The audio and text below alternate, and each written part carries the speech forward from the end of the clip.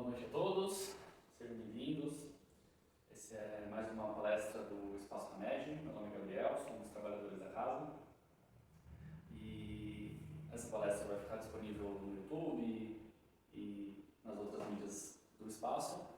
E vamos começar o nosso encontro de hoje, fazendo uma prece de abertura. Então, quem estiver em casa aí também, vamos dar uma relaxada, pensar em Deus. E vamos juntos pedindo então que o nosso momento juntos seja abençoado, seja iluminado, que tenhamos a mente aberta para as ideias que serão apresentadas e para as novas ideias que se formem aqui, que esse conteúdo nos ajude a seguirmos a nossa trajetória e que de alguma forma isso possa nos beneficiar. Obrigado ao universo por permitir que esse momento esteja acontecendo e vamos lá. Então, a palestra de hoje chama Sentir, Pensar e Agir, um ciclo sem fim. Na verdade, essa é a segunda palestra de uma série e a gente vai explorar um pouco do que foi trazido na última palestra, que vocês vão ter também disponíveis lá no YouTube. Pode ir. Naquele último encontro, a gente trouxe algumas ideias. Então, entre elas, temos aqui, minhas emoções impactam o meu corpo. No último encontro, a gente falou que todas as emoções que nós sentimos afetam o nosso corpo de alguma forma. Então, se vocês pensarem no nervosismo, por exemplo, uma emoção e faz a gente suar, ficar ofegante às vezes, o coração palpitando, enfim, afeta uma série de coisas no nosso corpo. Sentir, pensar e agir é um ciclo interativo, ou seja, à medida que eu faço uma coisa, eu também sou modificado pelo ambiente e vou influenciando e sendo influenciado ao mesmo tempo. Então, ao mesmo tempo que eu modifico alguma coisa, o ambiente me modifica. E isso vai fazendo com que a interação aconteça. Pensar nas minhas atitudes diante das situações do cotidiano e nomear os sentimentos e emoções que eu sinto pode me ajudar na minha reforma íntima. Todos esses assuntos que nós trouxemos e vamos reforçar hoje têm a ver com reforma íntima, tem a ver com a busca de melhorar a si mesmo, na nossa jornada cotidiana, E esperando, de alguma forma, que tenhamos uma vida mais tranquila, mais pacífica, enfim, uma qualidade de vida melhor. Observando agora, vocês podem ver aqui um desenho, que talvez vocês já tenham visto, que é o Divertidamente. Vamos ver um trecho desse filme aqui.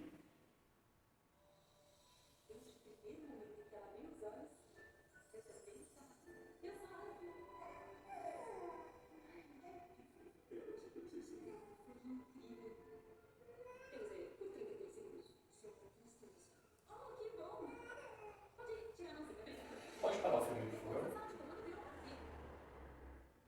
Nesse filme, não, deixa eu...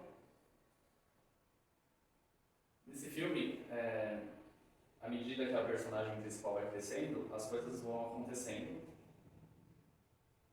e ela vai ficando mais complexo os sentimentos que ela vai sentindo.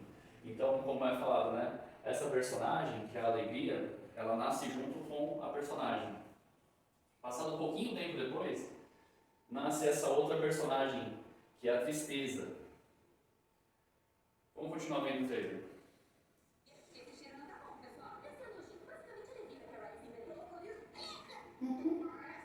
Pode parar?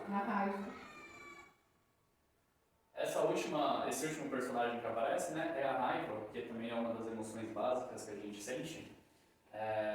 Ele vem por último e ele começa nessa situação, comandar os pensamentos, da personagem principal, que é a Riley, e a partir disso ela tem as atitudes que a gente viu. Vamos só ver mais um filme.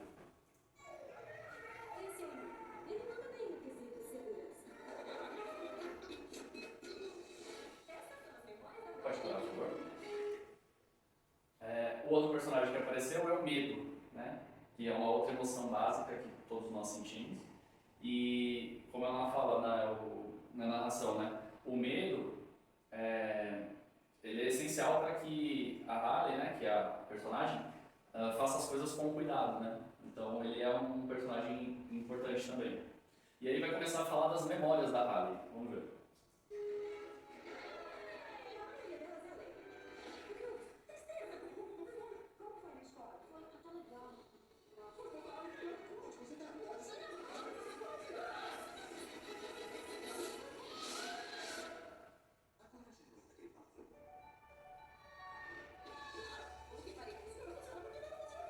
Pode parar, por favor.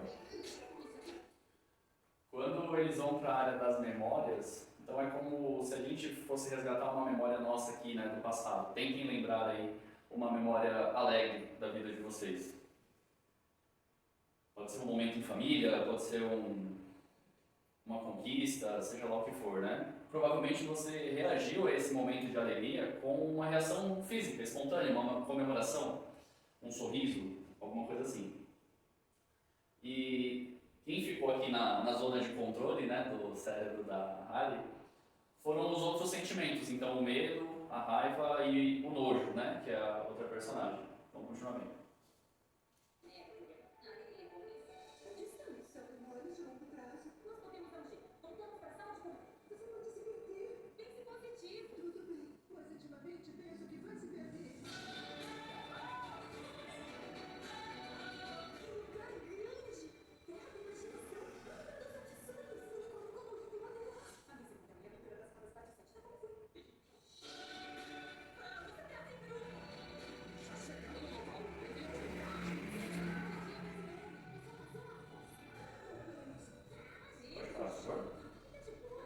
Então, quando a alegria está no comando da mente da Harley, né, dos pensamentos, a alegria está tomando conta dos pensamentos da personagem, ela está lá, né, tocando música, se divertindo e etc, né? E aí a gente tem exatamente o ciclo, sentir, pensar e agir. Então, sentindo alegria, ela vai pensar em extravasar de uma forma positiva e vai ter uma ação que expresse isso, né? Vamos terminar de ver esse trailer? Pra gente pensar?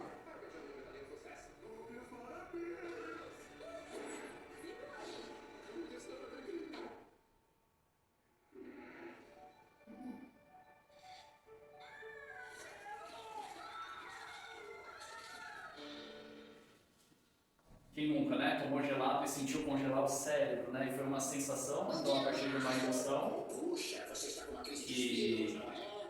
Fecha o...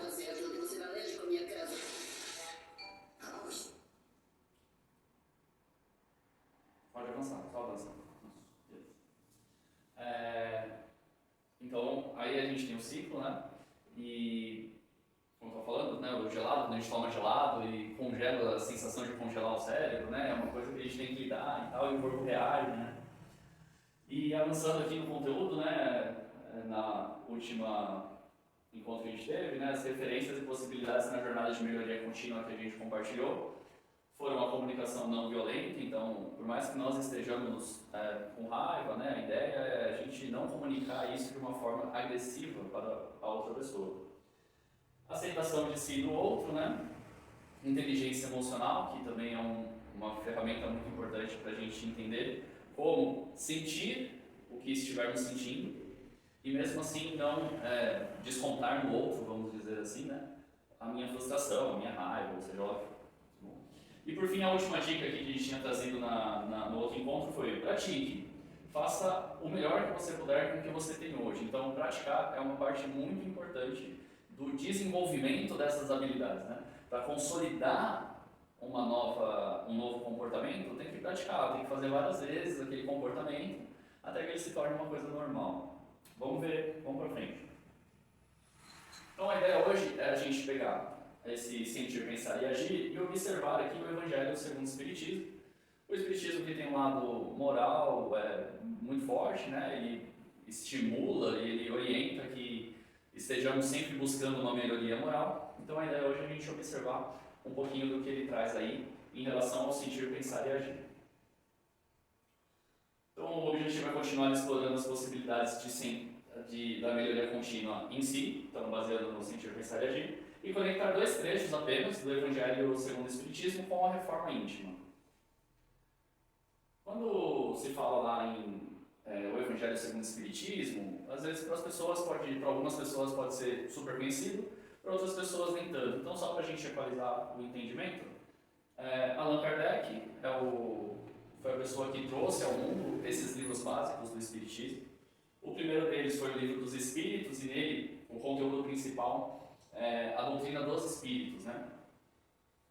Destaque nesse Livro dos Espíritos em relação ao desenvolvimento moral, reforma íntima e tudo mais, é a parte 3 das leis morais. Depois veio o Livro dos Médiuns, esse com conteúdo mais voltado para a apresentação e explicação sobre o que é a mediunidade, os fenômenos mediúnicos em geral. E o destaque aqui, a influência moral do médium e a influência do meio. Então, muitas vezes a gente fala assim, poxa, a atitude que eu tenho é adequada ao meio onde eu estou. Então, realmente tem essa influência. Mas também tem uma influência de mim mesmo no meio. Então, tem essa troca. Por isso que a reforma íntima e esse ciclo, né, sentir, pensar e agir, ele é interativo. O terceiro livro apresentado por Kardec, né, é o Evangelho segundo o Espiritismo. O conteúdo dele visa explicar as máximas morais do Cristo. Então esse livro ele pega as passagens da Bíblia, do Novo Testamento, e analisa do ponto de vista do Espiritismo e dos conhecimentos gerados a partir do Espiritismo. E o destaque aqui é uma citação inclusive de Mateus, capítulo 5, versículo 17: não penseis que eu tenha vindo destruir ou abolir a lei ou os profetas. Não os vim destruir ou abolir, mas para cumpri-los. Então, ele já mostra que mesmo na Bíblia, lá no Novo Testamento, já tinha ali o princípio moral, que o Espiritismo vem depois jogando luz, né, novamente, e revisando a partir da perspectiva das instruções dos Espíritos. O primeiro trecho que a gente vai destacar é esse aqui, Jesus sentou para conversar com seus discípulos, né? E aí os discípulos perguntaram, né? Mestre, qual o maior mandamento, ou qual o mandamento maior da lei, né? E Jesus respondeu: amarás o Senhor teu Deus de todo o seu coração, de toda a tua alma e todo o seu espírito. Este é o maior e o primeiro mandamento. E aqui tendes o segundo, semelhante a este: amarás o teu próximo como a ti mesmo. Então, toda a lei e os profetas se acham contidos nesses dois mandamentos. Então, Jesus já vem trazendo e deixando claro qual é a principal lei, a principal atitude que a gente precisa adotar para estar alinhado a essa lei, né? Então, como fica no ciclo sentir, pensar e agir, né? Que é esse ciclo interativo e sem fim. Vamos dar uma olhada.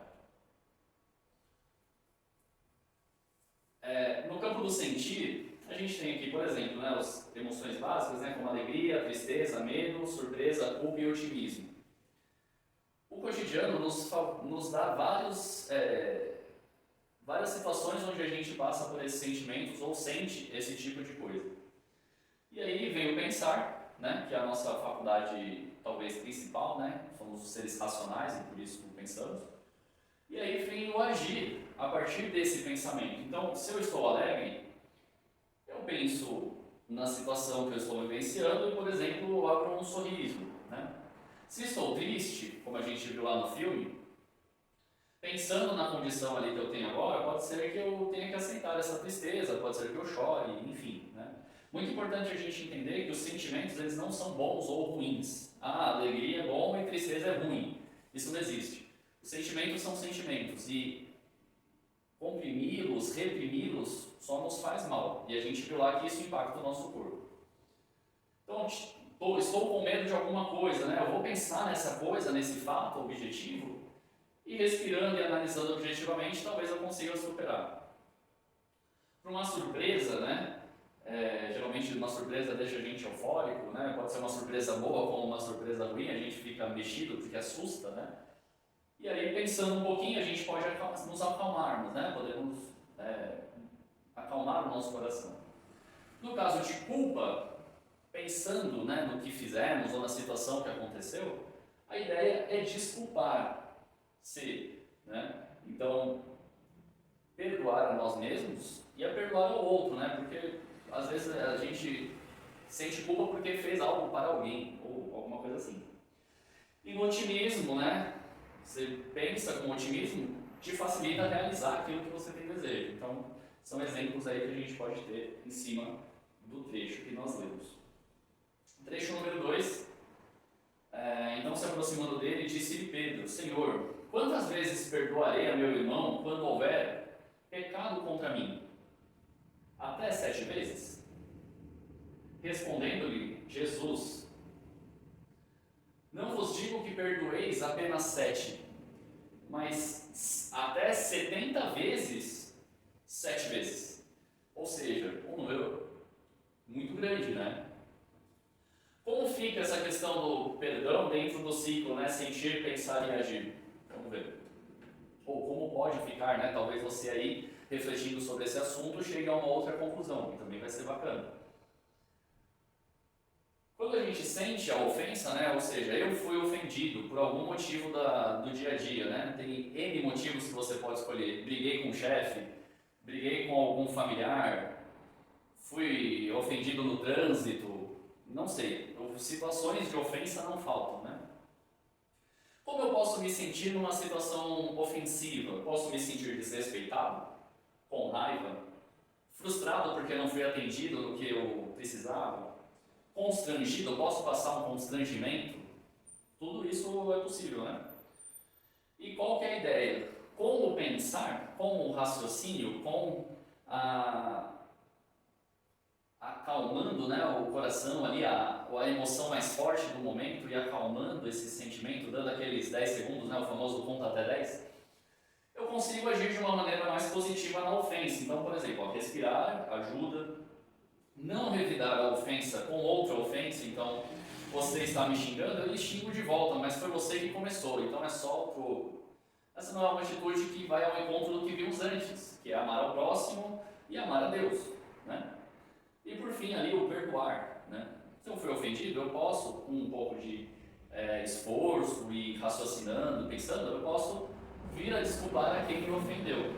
E como Jesus acabou de falar na citação, quantas vezes? 7? Não, 7 vezes ou 70 vezes, 7 vezes. Ou seja, muito, né? Perdão é uma coisa que não precisa usar com moderação, né? E também não precisa lá, como Jesus falou, ele não falou assim, ó, perdoe desde que a pessoa fale que se arrependeu. Então não tem condicional, né? Perdoe, simplesmente isso.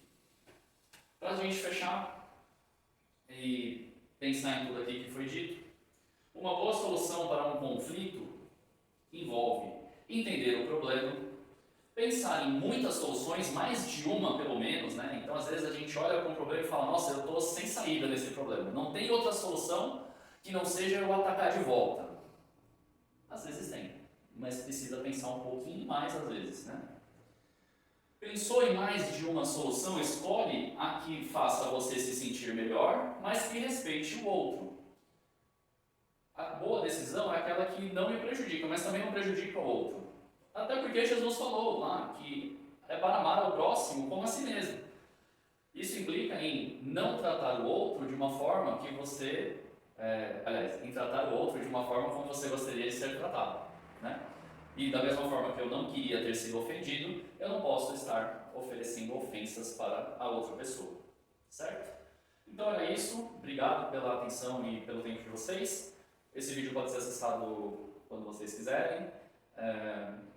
E é isso. Boa noite e obrigado. Até a próxima.